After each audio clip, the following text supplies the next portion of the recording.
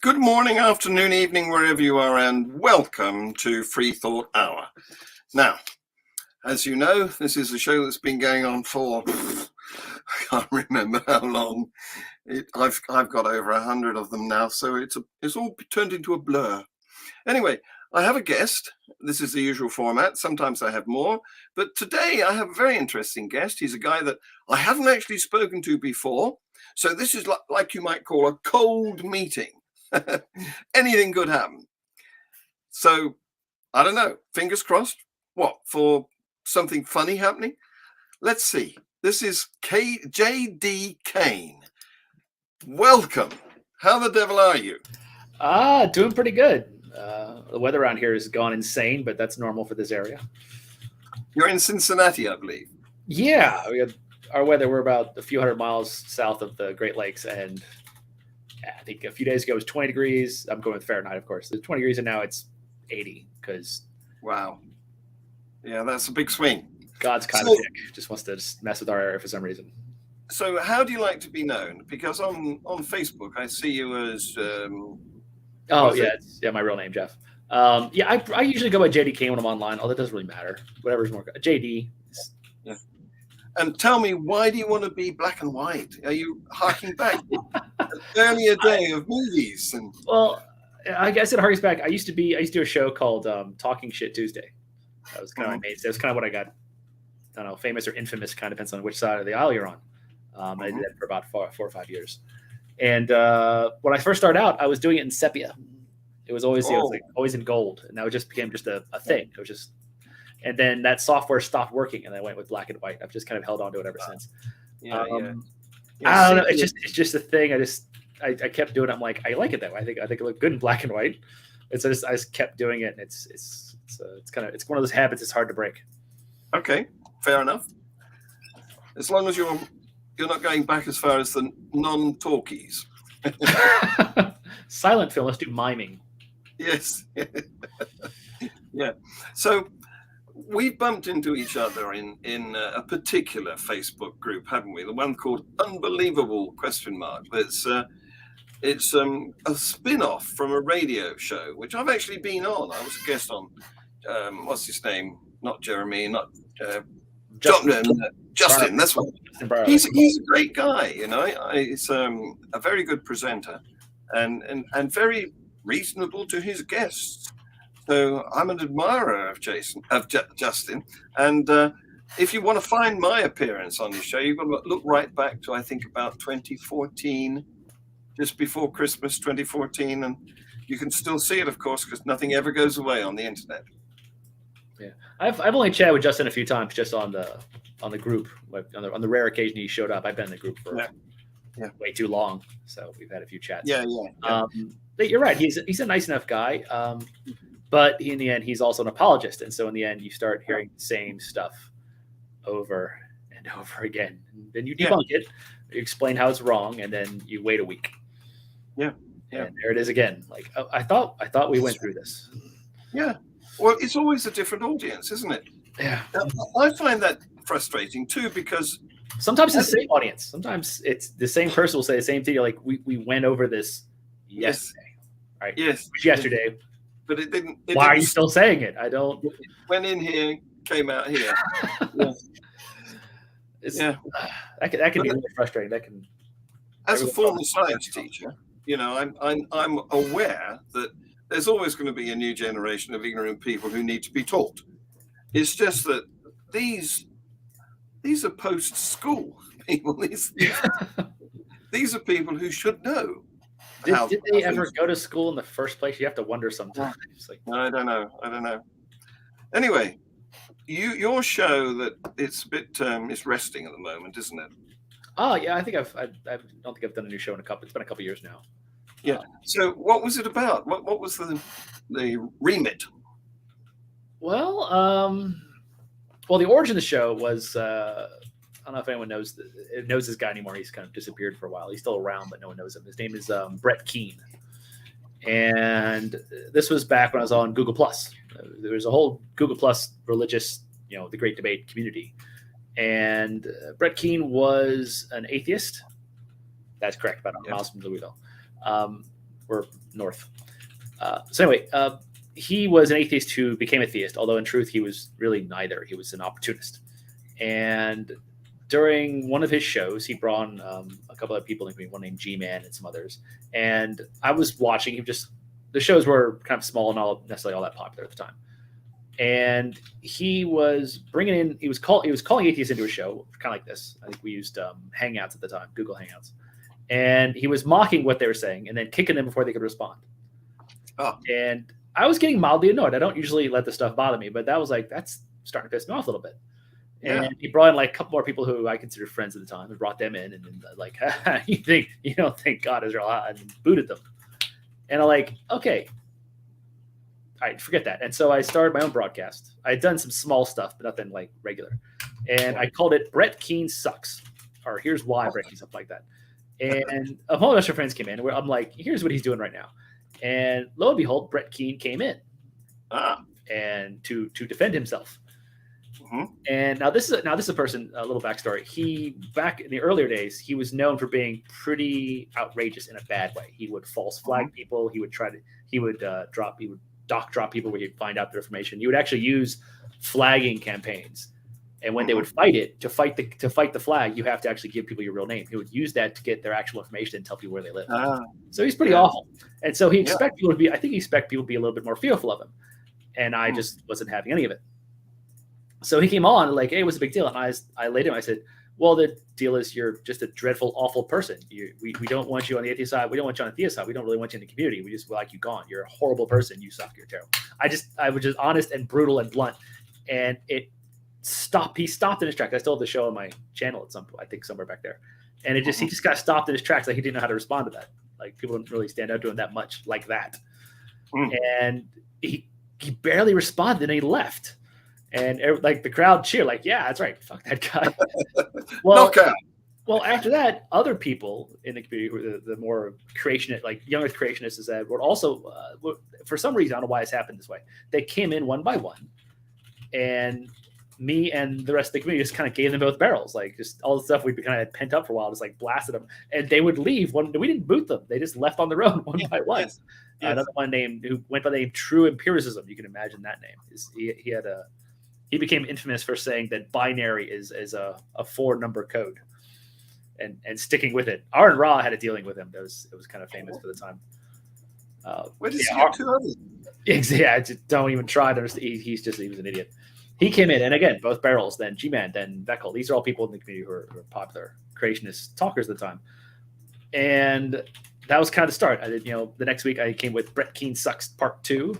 And something similar happened, but a little less. And it just became like, okay, we just need, from Google Plus and Facebook and other things, we just need a place where we can vent. Where after going through, like, having the same argument thrown, like when you hear, "Oh, the second law of thermodynamics disproves evolution," you need some place with your friends to just vent. Just let me tell you the shit I heard this week. Oh, it drives me nuts. I just want to stab something. Let's talk about it. And so I started getting a few regulars in, and it became a thing. I finally was like, well, Tuesday's a good day. And then I say, let's call it, like, I thought about Taco Tuesday. Like, let's go Talking Shit Tuesday. And that became a thing. And so I did that for 4 or 5 years. I have to look at exactly. I think the first one on Breaking was back in 2013 or 2014. And just went from there. And it was fun and relatively popular. I never really hit the numbers that some of my friends are hitting now. I think what was really impressed me, the first one I did, Brett Kain Sucks, we had about 50 people live. And for me, that was a huge achievement. Right before that we were talking 10. Yes. Eventually grew until between 100 and 150 was normal. And then people would watch it, and they would comment on it, and people would make response videos, and I would respond back. Yeah. It became a thing. Eventually, just interest started to die out a little bit. People basically, I was burning out, the community was burning out. Yeah. Google was starting to die. G Plus was starting to die, and so eventually I tabled the show, and I've been asked by quite a few people to bring it back, and I'm still not convinced. I think a lot of the community went a different route, like not doing religion, they're doing commenting shows, lols cows, like, hey, look at these horrible people online, let's talk about that, which doesn't interest me as much. I enjoy watching it. I really want to be a directed part. I want to do my own show about it. That second law of thermodynamics thing never goes away, does it? I had a little run-in with somebody about that today. what does it disprove? It disproves evolution or abiogenesis yes, or the periodic table of elements. I mean, I've heard all kinds of weird stuff about it. But yeah, yeah. I tell them what Matt Hunt taught me. I should say Dr. Matt Hunt, but he's actually doesn't really ever mention his doctorate. Does fluid dynamics. He's also a member of Unbelievable. He comes up every once in a while, although he's very brief. He comes up for a couple sentences and disappears. He said, listen, thermodynamics it's just heat transfer. It's not that interesting. All right, stop trying to make it. It's like when people bring up the laws of logic and think that's some huge that's going to prove. Like, no, we're talking about something really basic and simple. And with thermodynamics, talk about, well, yeah, if you heat one end of the rod, and then it's like it's not complex stuff. Just how heat goes from one place to another. It's not going to help you with you have just like evolution about this. These are things that are studied at the highest levels.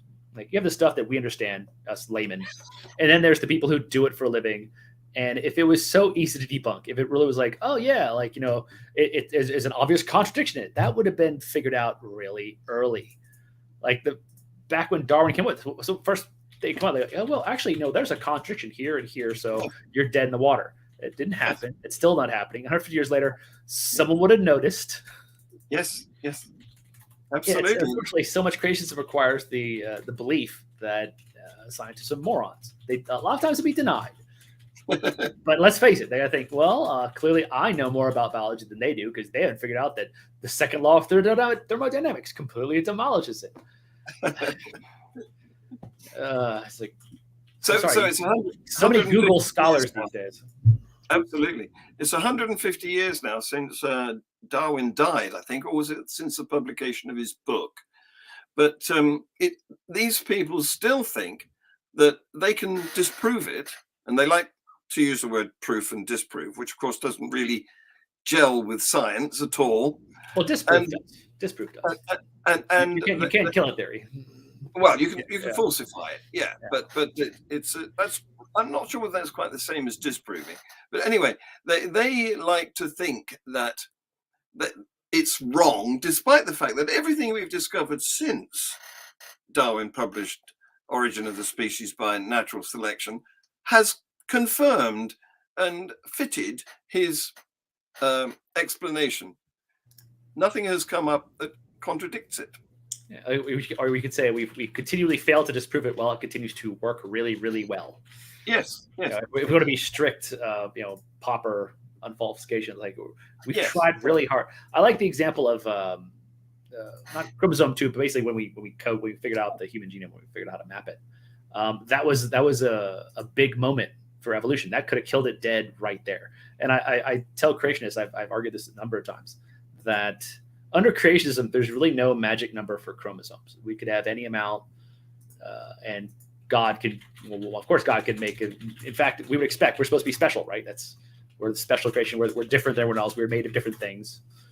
So if we have 1,000 chromosomes to an ape's 40, I want to say 48. I probably get that wrong, but anyways, 48. Then, well, that kills evolution dead. Creationism's fine. We have 46, as chimpanzees have 48. Exactly. Yeah. So I did get that right. Good. My memory's not that bad.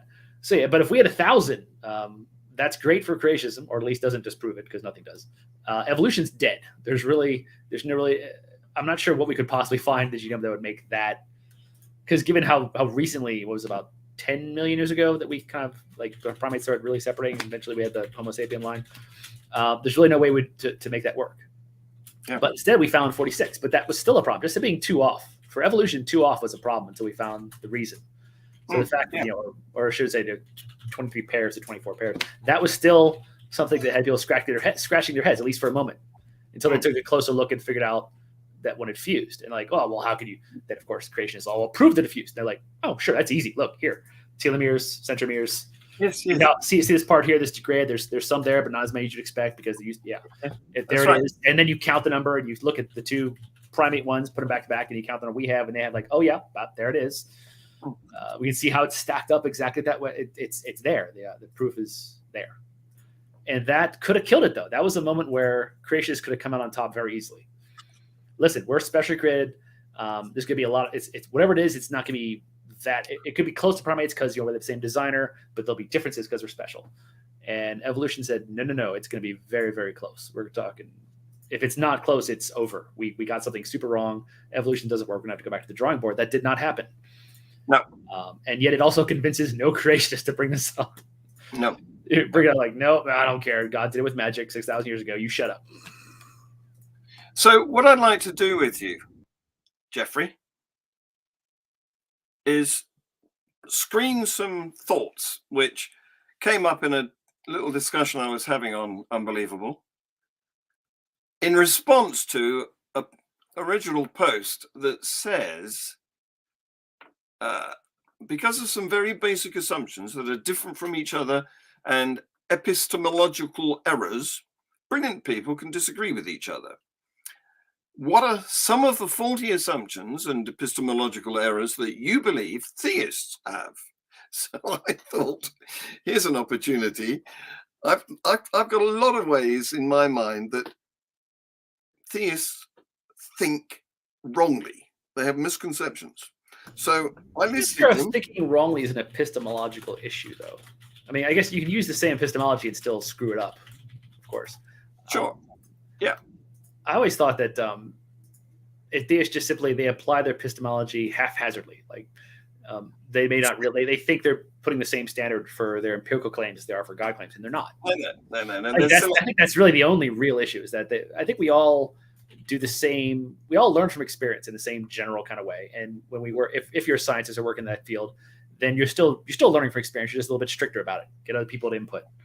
Yeah, except that that's not the rule in theology, because they want to cherry pick because they've seen their pastors do it all the time.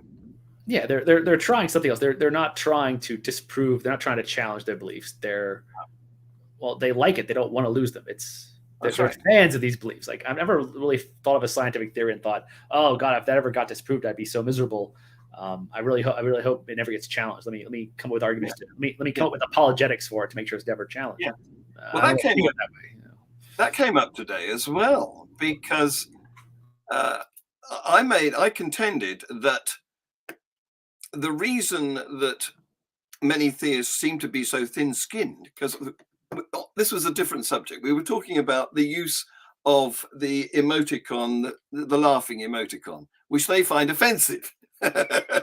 I had a lot of fun on that thread. I probably a little too much fun. I might get in some trouble for that. Yeah. So I got a whole bunch of laugh emojis on my response though. So I guess I don't know if that's good or bad, because we're talking about whether it's a bad thing or not. Am I just being mocked? Because it was all atheists. Like a dozen atheists put the laugh emoji on there. So I think they must hate me. So I came up with my theory as to why they've got this thin skin, which means that they find such mockery as they view it. I mean, I don't consider it necessarily mockery. I could be laughing along with somebody. Anyway, they take it as an insulting thing. And the reason I think that they do that is because they don't have evidence. What they have is an emotional attachment. And therefore, if they're challenged, that's an insult to them personally. Whereas if somebody says that they don't accept the force of gravity, two things occur. First of all, we think they're a nutcase. And secondly, we're not offended because we do think the force of gravity is true, because we don't own it. You know, it's a piece of property for everybody. And that's the difference. We don't need to get offended if somebody challenges a scientific, evidential, unfalsified piece of information, because we don't have to possess it. It's out there. And the reason they're thin-skinned is because they don't have that. And therefore, they have to. The only option they've got is to own it and argue for it as if they're a parent or something. Yeah, that's honestly, it's a great way to put it. Just so I took some flack for that, because of course they then accused me of being arrogant. Yeah, anyway. I think it is ridicule sometimes. I mean, I know I definitely will bring up laugh emoji just to say what you said is ridiculous. I did laugh when you said it. It was a stupid thing to say, and they don't like that. I think part of it is they want their beliefs to be given. They want people to be kind to them. Like, hey, everyone's entitled to their opinions. This is mine, and I'm pretty sure it's true. Like, well, I usually save it for people who are arrogant about it. It's not just being wrong.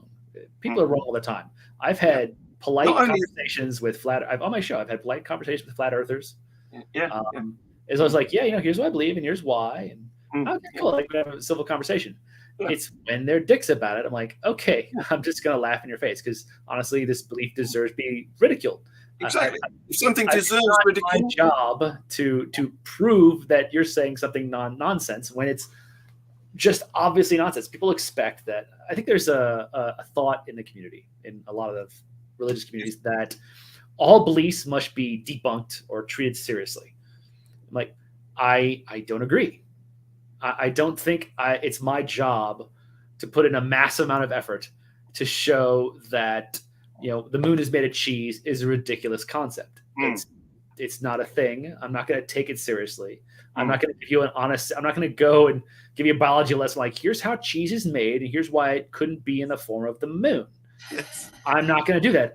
If you say that seriously, and I actually know someone who said something similar, someone who actually used to believe that the moon didn't exist. And it's just like, okay, if you're going to be arrogant about that, something that far off the beaten path, that's clearly insane, I'm going to have a little fun laughing at you, or I'm not going to treat it seriously. And if you get upset that I'm treating it seriously, well, that's where you get into what's called lol's cow territory. You need to get thicker skin, because if you have beliefs like this, expect them to be mocked. And Absolutely. you just have to accept that. If something deserves ridicule, then it should be ridiculed. Exactly. I mean, there's this feel like atheists have to always go, oh, well, gee, do you have any evidence for that? Okay, no, I don't need to ask that question for this. All right. If you have some like thought-provoking specific thing about genetics that we can talk about, or some kind of chromosomal issue you think might support some belief or another, fine. But if you just say something like the second law of thermodynamics disproves evolution, I'm going to give you a little bit of information about the sun, and I'm going to start laughing my ass off because this is ridiculous. You should have gone to the page on Answers Genesis of arguments you shouldn't make. If Ken Ham thinks the argument's bad, it's probably really, really bad. All right. Yes. Anyway, what I'm going to do now, I'm not going to get into Brandolini's principle, because that's the one that says the bullshit asymmetry principle. Yeah. Exactly. Yeah. So that's why we don't want to waste our time disputing some really crazy claim. Anyway, I enjoyed myself coming up with all the ways I think that these people, these theist people, are making faulty assumptions and epistemological errors. So here's one. One of the things that I don't like that they seem to do is this: imagining that thinking is superior to observing. Now, as a former science teacher, I like to think that discovering information is a two-stage process. You start with a premise, a proposition. That's thought out. That's the thinking part. And this is what Einstein did. He came up with his thought out proposal for relativity. But the next stage is where the sciencey bit comes in, where you've got to test that thought to see whether it matches observations in the natural realm. And of course, this is what Eddington did when he observed the bending of remote starlight around the gravity well of the sun during an eclipse. So I like to think that observations trump thoughts. And I'm sorry about the use of the word trump. That's okay. I'll start crying about that later. Like, oh, you mentioned Trump. Oh no, the horror. Yeah. It's such an odd thing to even say. Thought. Maybe it's just the phrasing of it, because I always think like, well, we observe things and we think about them. That's the order it should be. I mean, think about observing. I guess what comes to, if someone thinks that thinking about something is the same as empirically verifying it, okay, they're probably wrong. Exactly. I'm sure there's some scenarios a well-read and thoughtful philosopher can come up with where, yes, thinking is preferable, but we're talking very rare and specific, maybe properly basic beliefs, something a very specific area of philosophy and nothing else. Everything else we learn. We're humans. We learn from experience. That's our gig. We really don't have much else. We observe things, then we think about them, Then if it's something important, we then try and test to see if it's true. We'll ask other people to get involved. Hey, do you see that do you see Harvey over there? No, I don't. Oh, Harvey must be imaginary then. I've learned something, right? My senses weren't right that time. Exactly. There's one philosophical, logical argument that I can think of which doesn't really need checking by an observation, doesn't need testing, and that's the reasoning that suggests that heavy and light weights of the same dimensions should fall at the same rate, and the thought experiment assumes that they've been tied together. And therefore, if one was to fall faster than the other, it would pull the other one down at the same speed. And if one was to fall slower than the other, it would break the lower one at the same rate. So obviously, that's a thought experiment which doesn't really need testing, because you've thought your way to a conclusion there. But that, as you say, is very rare. And of course, you're still beginning with observations. You have to even know what those things even are to even have to postulate it. So we still start with experience. We start with things in the world. And then we think about them. People who want to, separate the thought and the observation, well, they're probably positing something that isn't real. And this is, of course, where we get into theism, Christianity, religious. Yes. Yes. When you start saying well, I can't explain this, therefore a spaceless, timeless, immortal, immaterial brainwave ghost with magic breath obviously brought into existence. Yes. I'm not sure if I should laugh yet. Were you serious about that? Oh, well, I wouldn't put it that way. This is the response when I use that particular phrase, spaceless, timeless, immaterial, immortal, brainwave ghost, is that I'm not saying it nice enough. I'm sorry, flowery language. I think removing flowery language helps the most at getting to the bottom of this, because let's face it, it sounds rude, but let's face it, those are God's attributes. He's spaceless, he's timeless, he's immortal, he's immaterial. These are things they believe are real, even though there's no evidence of it whatsoever. Apart from the fact that we live in a cosmos, they think something made it. And also, well, just our kind of religious need that I think that stems from false in reasoning rather than anything else. It's a byproduct of that. Yeah. That was another original post, actually, today, which was, if materialism is true and all matter... Hang on, is this the one I'm looking at? No, it's another one that was saying, how can you prove that immaterialism isn't true? It's a real torture way to even phrase it. Basically saying, how do you prove me wrong? Well, okay, let's start with you proving right first. Let's start with let's start with empirical, whether it's material or immaterial. I think we're still going with empiricism. I don't think empiricism is limited to the material. Materialism or empiricism is limited to things that can be tested. So whatever it could be made of atoms, or it could be made of some other thing that we haven't discovered yet. I found it. It's predictable. We can test for it. How could someone convince you the immaterial exists? If you can't be convinced, isn't your view unfalsifiable? That's such a stupid thing to say. This is me in real life. When I use the laugh emoji, I'm usually like this. I'm actually laughing in real life first. I try not to do it unless I'm actually laughing. So for those of you in the group who read this, I hate to say it, I really am laughing. I'm not just trying to be a dick. What you said was funny, and maybe for a bad way. It goes on. Remember, asking for some physical scientific demonstration is irrational. I'm sorry, this is Jackie Chan. Yes. Anyway, back to, I had a lot of fun. I don't even ask for scientific explanation. I say, let's just give me your evidence. Just something empirical. If we're talking about something that is an entity of some sort, whether it's material or not, I'm going to need some demonstration that it's a thing. If someone believes ghosts exist and they're not made of matter, fine. Where is it? Yeah. It only shows up this time. Fine. I'll take me to that house at that time. Give me the special binoculars. Where is it? Someone believes goblins exist. Okay. Show me the goblins. Yeah. I want to see them. Yeah, absolutely. So invariably, those kinds of claims become, as everyone knows about Sagan's little bit about the dragon in my garage. Yes. What was it from Demon Haunted World? I've read that a while back. And it's just true. It's like when you keep coming up with ways why what you think exists despite an absence of evidence, I'm already wondering what the hell we're even talking about. Yes. It was purple, wasn't it?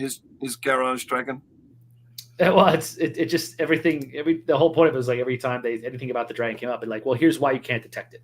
And let's face it, that's why apologetics exists in the first place, because the test you come up with is not coming up with anything. It's like, well, if you read the Bible and just think really, really hard, and you just really press down, like, and also if your parents just happen to be of that faith too, or you had a drug habit or an alcohol habit, and you went to 12 steps and found Jesus, like, it's interesting. So many people find religion in their worst moments. Yes. You don't see a lot of bankers going, oh, and then I found Jesus after I made my first 10 million.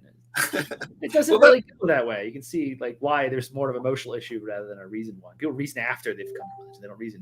That's why there's religious chaplains hanging around in hospitals, of course. So here's a nice one, because I like to argue about evolution. Imagine that creatures evolve with a directed intention to become more complex and sophisticated. A lot of them imagine that. They think that because if you look back, the record shows that steadily over the last... reading the sentence again. I'm trying to directed intention to become more. Huh. I mean, that's us in a sense. We're trying to, with genetics, trying to be better. Although honestly, most of the time I think we're actually screwing up. I think curing diseases, but not at the genetic level, is actually probably going to hurt us in the long run, if there is a long run. It's us. It's not nature. Nature doesn't do that. That is true. Yeah, nature doesn't give a shit. It's not exactly. What is it? What is it? Fiona always said. Fiona Robertson, a friend of mine, she always said, "Dead things don't breed." Yes. That's evolution in a nutshell. Yes, Dead things don't breed. You really people like to overcomplicate and talk about complicated stuff. And she's a retired molecular biologist. She give you the details, but in the end, it's dead things don't breed. I agree, because I think that the expression survival of the fittest is a wrong impression. It should be failure of the least.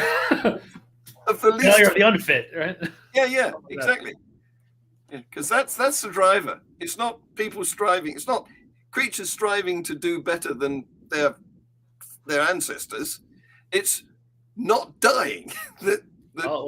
But I can prove you wrong with one word. Ready? Go on.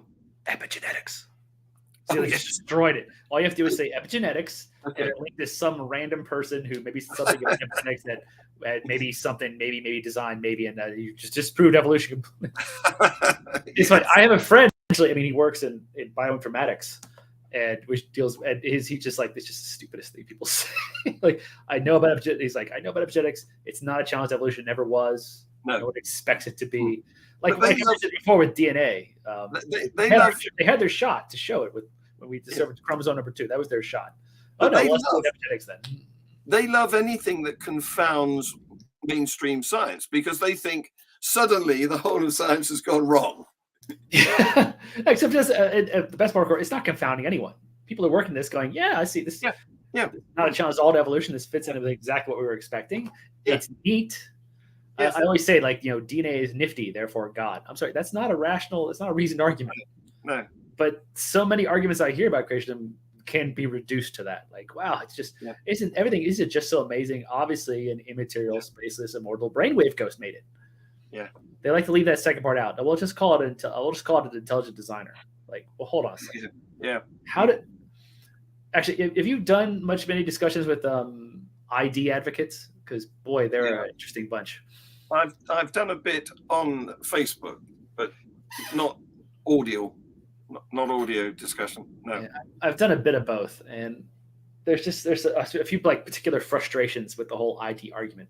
And the main one is that they claim to start with observation, but they're not really. They're cherry picking a particular observation, and they're keeping it simple, because if it's simple, it seems like there might be some validity. But they ignore everything else we know about intelligent agents. They say, well, like, what's the general? I'm trying to think, what's the general way to phrase it? I don't want to misrepresent their particular view. Like, help me out here. I'm trying to think. What's the ID argument in a nutshell?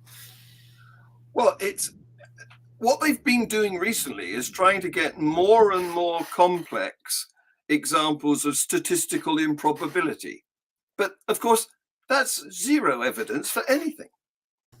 Well, it's more like I think it's like that they want to say that, hey, we observe designers designing these things. This thing looks like something that designers make. Therefore, an intelligent designer is responsible. A lot of times they'll go with the origin of life for this. Like, look at DNA, how complex and amazing it is. It looks like something that a designer would make. It's got hallmarks of specified complex machinery in there. Clearly couldn't have evolved. Therefore, it was designed.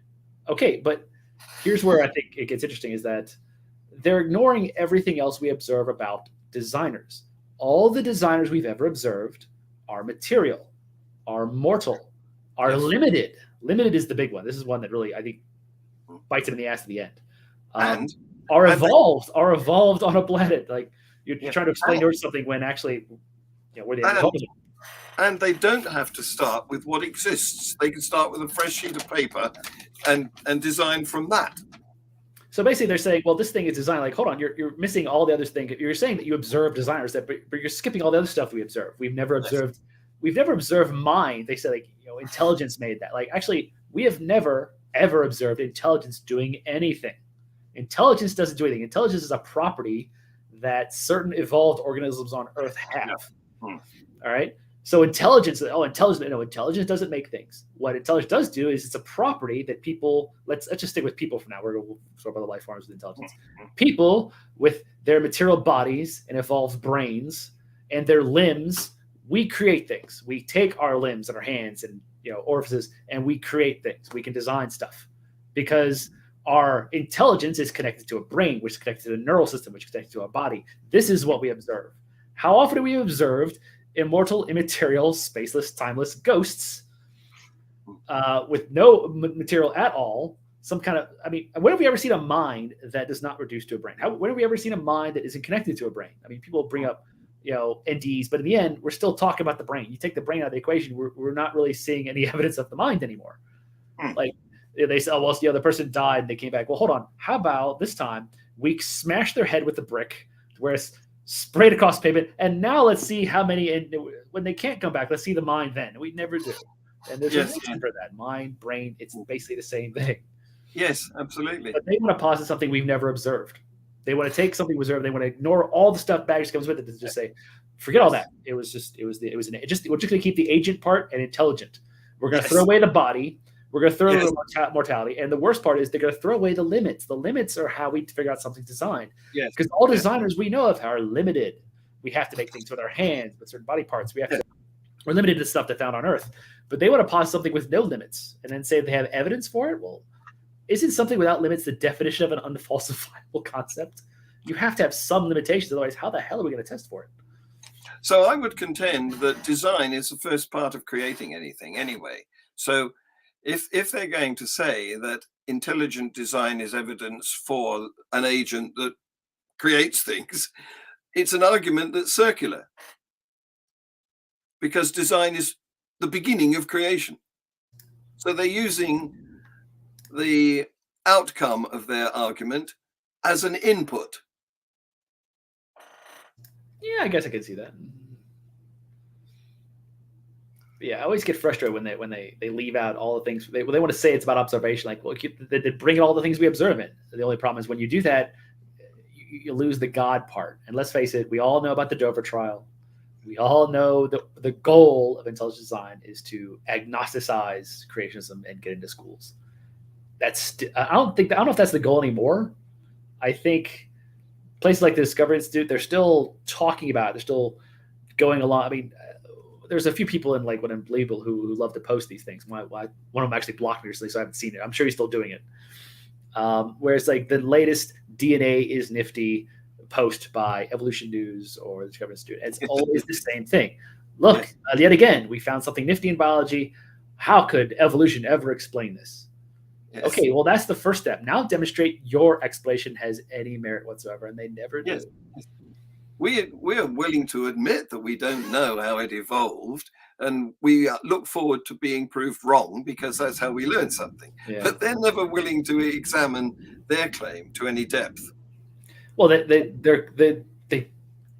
there's no defense. I mean, I always tell people when they try and ask when I ask them for some defense, they start asking me questions like, "Hold on, if you have a good sound argument, you don't need me in the room.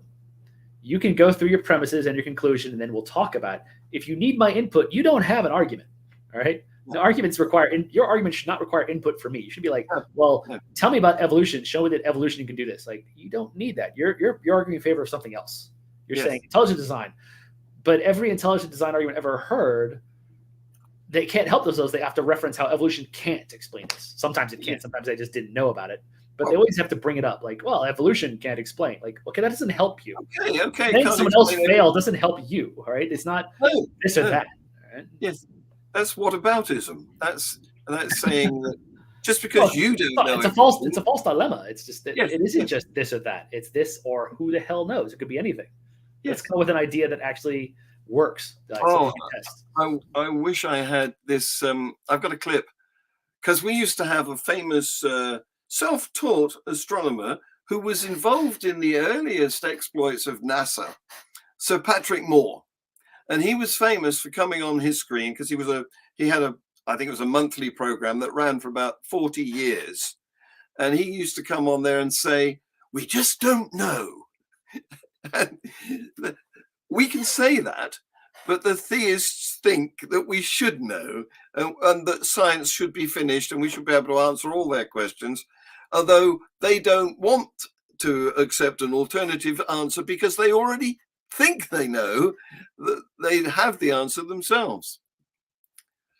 So Frank's been tweeting here for us. Look, one does not bear any burden of demonstration to think, believe some dang fool thing, unless and except one wants me, or anyone else to also think, believe that dang fool thing. Yes, they're trying to persuade. We don't have to try to persuade because we just point, there it is, there's the evidence, you can see it for yourself. Yeah, it's like, well, so I always say, like, if you want to know if I have a baseball, I'm like, well, there it is, look, baseball. This is how we typically deal with things. It's simple. We have the object in hand. We have the person. How do you prove that you love your wife? Like, well, here's all the things I did. Now, don't be wrong. I don't. I'm getting divorced. That's a different thing. We'll leave it. We'll go with love your children. Like, prove the love of children. Like, well, look at all the things I do for them. I can tell you about it. And if you really want to know, we'll go to MRI machine. We kind of know where love centers. We'll see the things light up. All right. We can actually demonstrate that pretty well nowadays. Yeah, we can. They want to find that one thing that we can't show them immediately and go, aha, that's why God. Like, no, that's really not how that works. Typical non sequitur argument. Yeah, God of the gaps. Actually, that's a big example of God of the gaps. I don't run into it as much as I used to. Like I said, I feel like a lot of them have figured out where and when to play hide the ball. Like, they have these positions, they have blatantly fallacious positions, but they're pretty good at not making it explicit. Which is why a lot of my responses are trying to goad them into, I know this is what you believe. I know that your argument is fallacious. I know you're rocking a very obvious argument from ignorance. I'm just going to keep asking you questions until you actually say that, until you actually demonstrate it. And a lot of times, eventually, they'll trip up and go, well, I mean, since you have no good explanation, like, all right, there it is. All right, thank you. It took us an hour, but we got there. Your actual belief is fallacious on its face. That's the thing, because in science, if you want to make a case for something, you just say, look, here's the evidence. You can see it for yourself. Job done. But their position is, well, you've got to read this bloody thick book or watch this video that lasts for 2 hours, because obviously they don't have evidence. All they have is a rigmarole. Yeah. I was on a show with Matt Slick, and I asked him the question. He actually, I'll leave the drama out of the show. There's some drama involved, but someone can watch that broadcast sometime if they were curious about that. But I asked him, I said, when it comes like, what is something you should necessarily see or necessarily never see if your God is real? And he kept accusing me of a category error, except there were a couple of philosophers in the chat at the time that like, that's not a category error. It's not close. I was like, if there's nothing I should expect to see, and nothing I should expect not to see if your God is real, then why should I think it's the thing? I mean, there just be something I'd expect or not expect. And that's where, I mean, we say it in science, but really just in our everyday lives, all our lives like that. There's something we expect to see, something we don't expect to see. That's how we test for things on a personal level. Now, in science, we bring other people to also confirm. So make sure we're not delusional. That's the main, I think it's the main use of science. It's just, we still learn from experience. We just want to bring other people in, like, in case one guy is nuts. Yes, absolutely. Yeah. repeatable observations. That's right. It doesn't have to be so complicated as, everyone can repeat it on their own for no money. Like, okay, sometimes it requires, like with the Hadron Collider, sometimes it requires billions of dollars and, 10 years of tunneling. Yes. But in theory, some other guy can go there and like, can we run the test? I have $10 million. Let's rerun the test. Look, there's the boson again. Right? Yes, that's right. Exactly. So what they're doing in these cases is they are thinking that they're questions, they're mysteries. Science can't explain this. Brackets, yet, close the brackets. They're thinking that that's an answer. That absence of information, as you called it, an argument from ignorance, a god of the gaps. Ooh, that reminds me, they actually think that's a defense for us. Like if we say, well, I don't know the answer, that's somehow a defense. Like, science will come up with it later. Like, well, scientists, we usually do figure these things out eventually. So why is that a bad thing that I trust that the smart minds out there are going to come up with an explanation that works sooner or later? It's because they're impatient. They want to know the answer now. Well, they want the answer to be wrong. I actually disagree. I think they don't want the answer to ever come out. I think what the answer, they think the answer is their God. Yes. So if science comes to an answer, well, that's a problem. That's one more. I mean, now young creationists, for instance, have to deny already huge swaths of modern knowledge, knowledge from physics, geology, biology, genetics, chemistry. They have to deny huge swaths of things that we know, things that are about as solid as they're going to get, like these, like certain, like the laws of motion, general relativity, they're never going to change that much. No. All right. But they need those things to all be false. And so, I think the more liberal you get as a Christian, the less things you have to deny in science. I prefer people like my friend Fiona, who basically she believes that God lit the match paper that started the universe. But that's it. Yeah. Everything else, I mean, that was just God's path. Okay? I of course don't believe that. I'm an atheist, but that's a claim that's not bad. That's at least. I mean, she is a scientist. She was a biologist for like 30 some years, so it didn't get in the way of her understanding the world. Creationism does. Well, that's a claim that she can't prove and we can't disprove. And she admits that too. She admits that. She's it. They call her a fideist. Today I also met a guy who I think he's retired now, but he was a geologist who was involved in exploration for oil, and yet he's a YEC. He's a young Earth creationist. How can you keep those two things in one brain? Well, according to Kevin Donahue, you shouldn't be able to. No. Kevin from the group. He is. I think he's, as far as I know, he still works as a petroleum geologist. He still does software work for that. Yeah. Before he's like, he sells software that they use for basin modeling, and one of the inputs is the absolute geometric ages. And it's like, and he is, because he owns the software, he's actually played around with it and put in young Earth ages. Like, it doesn't work. we tried, it didn't work. In fact, he looked out. He tried to find a young Earth creationist geology. Yeah, and there is one. Like, it's like is some kind of Israeli organization. I can't remember the exact name, like Genesis Oil or something like that. They haven't found a damn thing. No. Lo and behold, if you assume younger stuff, you don't find oil. If you assume if you assume the actual geometric ages, you do find oil. That should be simple. That's capitalism. Like, you can't really say they're lying. Like, was it BP does not care whether the Earth is 6,000 years old or 2,000 years old or 1 billion years old. They care if you find oil and they can make their trillions. Yes. So why are they buying Kevin's software? They're leaving Genesis Oil alone. Yes. So like the argument from the argument against creationism from capitalism. Yes. Yeah, that works for me. Yeah. So getting on to a couple of the things that I find really obnoxious is this one. Look at this one.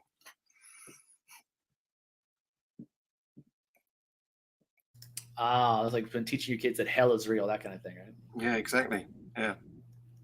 I don't hear as much of that anymore, but hell is still a major part of most Christian faiths. I mean, there's people who think hell is real, but that is. I mean, I know horror stories. I really haven't heard a whole lot of modern ones, but my parents, of course, they can tell me, like, the stuff they learned as a kid. And there are anecdotes aplenty of people who were seriously traumatized by the idea that grandpa wasn't going to go to heaven because he wasn't baptized right. Yeah, we don't really hear that much anymore. I think they're not able to really. What was it that Hitchens said? Like, the clerical class is broken. Like, they don't really have that power anymore. No. Well, except that there's still a need for an organization to help people recover from that sort of child abuse. Recovering from religion organization. So what does Frank say here? Yeah, we don't know. It's a perfectly good scientific answer. Yes, absolutely. I must get that clip of Sir Patrick Moore saying, we just don't know. It's like, there's a lot of things we don't know. There's things, what is it?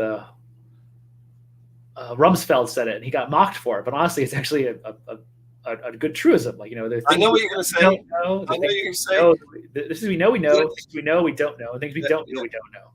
There are no true. And actually categorizing those things actually can be useful. Like, what is it? Absolutely. Obviously, the things we don't know, we're not really going to have any information on. But everything else, it's categorized. Let's figure out what we got.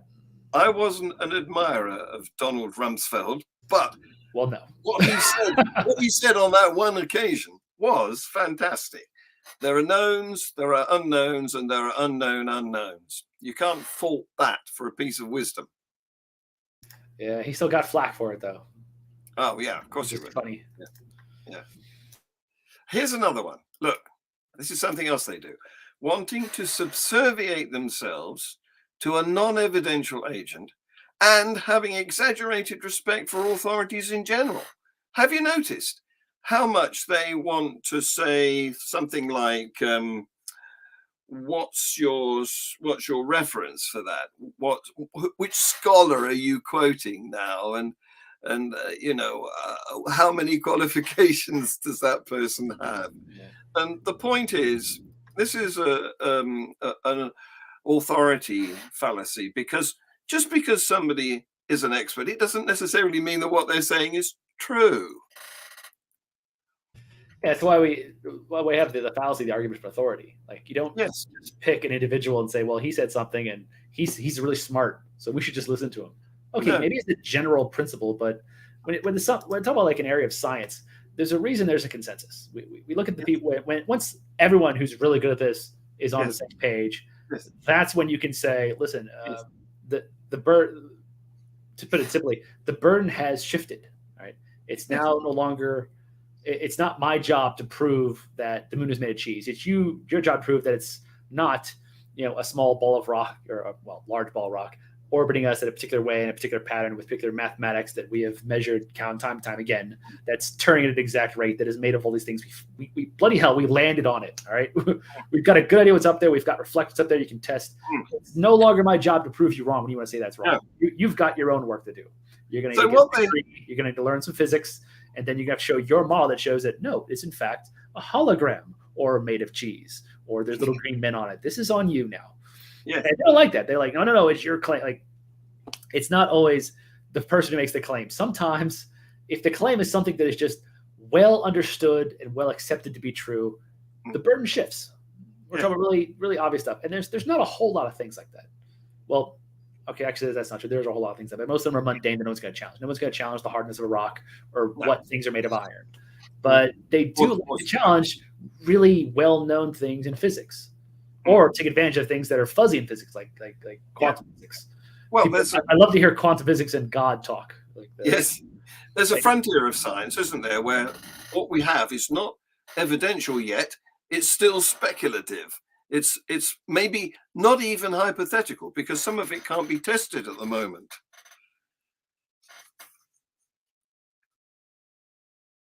See, I'm looking through. I have some notes from way back when. Let me find this particular one.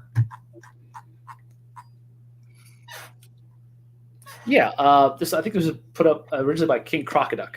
I think that's who it was.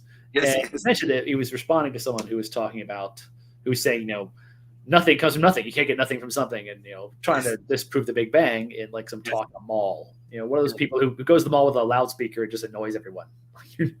Good job. You're really spreading Jesus' word that way. And in this video, he explained, I took a copy of this, that unless you understand quantum electrodynamics, quantum chromodynamics, supersymmetry and theory of relativity, differential and partial differential equations, non-Euclidean geometry, vector calculus, linear algebra, and operator algebra, you are nowhere near the knowledge you need to even come up with a challenge. Like, this is an area, this is the frontier of our, like I said, there's a frontier of science. This is the end of our understanding, where only the brightest minds even have a clue. Yeah. So unless you know all those things, if you've gone to college, you've got a PhD in mathematics, physics, and you were at the top of your class, and you focused on cosmology, and you went ahead and looked at all the current models and theories and started, come up with your own, you're just, there's no way. All right. No. You can ask questions all day long. People say, oh, I'm entitled to my opinion. Yeah. Ask all the questions you want. Don't expect to be taken seriously until you know these things. So you have the prerequisite knowledge. Exactly. I don't. I'm never going to offer a counter cosmological model to what, say, the trouble is, what's his name? Carroll has put forward. Like I can't get my head around his time going in two different directions. It sounds neat, but I can't really wrap my head around it. That hurts my brain too. Yeah. The trouble is they want everything to be solved and certain.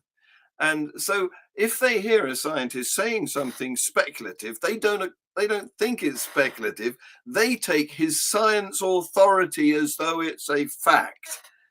So what they're saying is you can't speculate if you're a scientist, not allowed to speculate, because we're going to think you're pronouncing.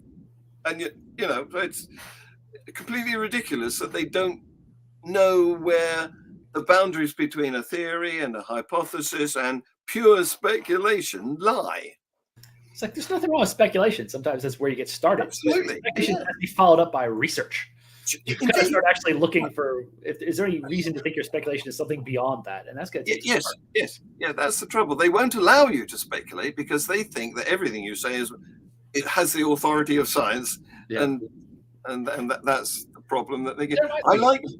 I like nothing from nothing comes.